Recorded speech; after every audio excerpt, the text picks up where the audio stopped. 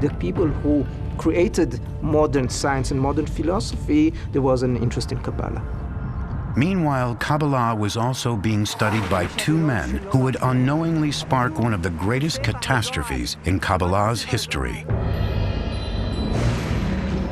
Shabbatai Tzvi was born in what is now Izmir, Turkey in 1626.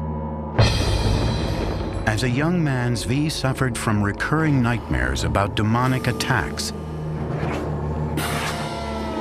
and turned to the Zohar for answers. Shabbatai Tzvi was apparently a very gifted but very troubled young man who had reached a crisis by the age of 40.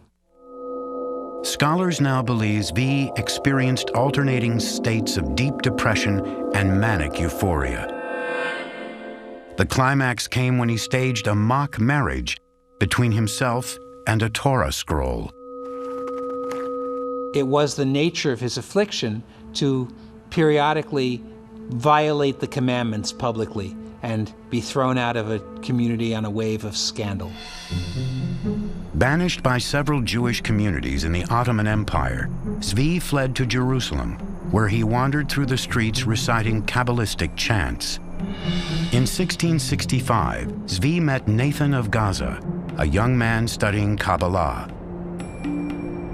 The two spent several weeks together traveling through what is now Israel. In time, Nathan became convinced that Tzvi was the Messiah. Nathan proclaimed that the Messiah had appeared. The good news traveled from synagogue to synagogue in the Ottoman Empire and then in Europe. By 1666, the entire Jewish world was captivated by the coming of the Messiah.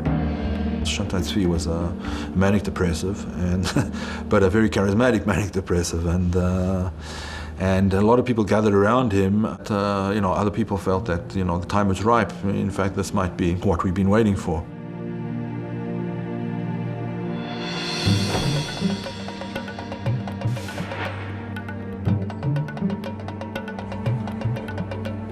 In early 1666, Ottoman soldiers arrested Tzvi and brought him to the Sultan's palace in what is now Turkey. The Sultan sentenced Tzvi to death for creating a public frenzy. The Turkish Sultan gave him an offer you can't refuse, namely convert to Islam or I'll cut your head off, because if you are the Messiah and I cut your head off, you'll be able to put it back. Now, if Shabbatai Tzvi had been willing to have been martyred, this might have created another phenomenon such as Jesus. Here's the Messiah dying for his faith. But Shabbatai Tzvi took the easy way out and converted to Islam. When Tzvi emerged from the palace a Muslim, a handful of supporters followed his example and converted to Islam. But the vast majority of Jews were outraged.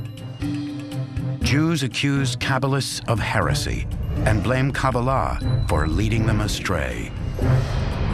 I would say that one of the major effects he had